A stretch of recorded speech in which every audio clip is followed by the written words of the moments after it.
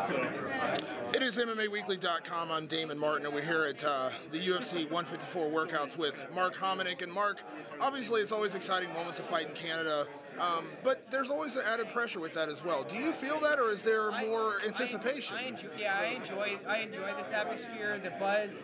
I like fighting on the biggest stage, the most people, the biggest cards, and it doesn't get any bigger than this card with GSP's return.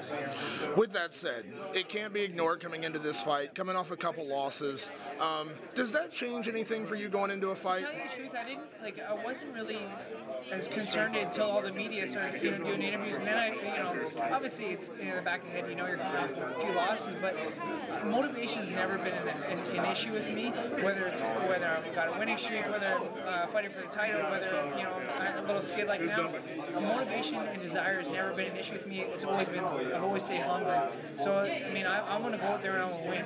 That doesn't change whether I'm fighting for a title or my job. I know you want to get back to the top of the division, but with that said, does it say something that the UFC always puts faith in you? They want you on the main card. I mean, they love exciting fighters, and I think they love Mark Hominick. Yeah, it's an honor, and it is a privilege for me that have that kind of support from the UFC. But I have to go out there and deliver. And I obviously want to go out there and deliver an exciting fight, but I also want more than anything, I want to win, and I got to back in the win column. I think a lot of it's just my style of fighting kind of caters to being on the more exciting end of it, because I am a striker. I like to get in there and bang, and when push comes to shove, I'm in there. I'm in the mix. So let me ask you this. You had a very close split decision with Eddie Yagan in your last fight. Would you rather have a fight like that, very exciting, close split decision that could go either way, or go out there and grind out a 3-round decision? That's tough. That's a tough way to say. I'm in there for the win all the time, but again, you're in the entertainment business as well, and you got to put on an exciting fighter. You'll be buried in the undercard, that's for sure.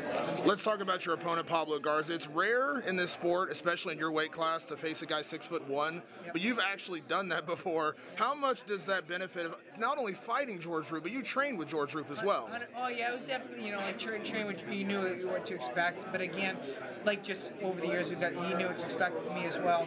But yeah, over 6 foot, I fought 4 guys over 6 foot at featherweight, so I have experience there. And I think that's one thing that guys maybe fighting Pablo for the first time, they wouldn't be used to. But again, I've done all the preparation, and I'm used to that range, that length, and what's coming. The one thing that Pablo stands out with is some of the surprises he'll throw. He threw the flying triangle, the flying knees. He kind of throws that stuff in there. Is that more flash and not as much, not only say substance because it works, but do you have to be careful not to overthink that he's going to do something like that? He's a threat. I pulled off, submission wins too, and you're not expecting it. So there is that element. But again, the main thing just goes back to preparation, and I prepare for everything.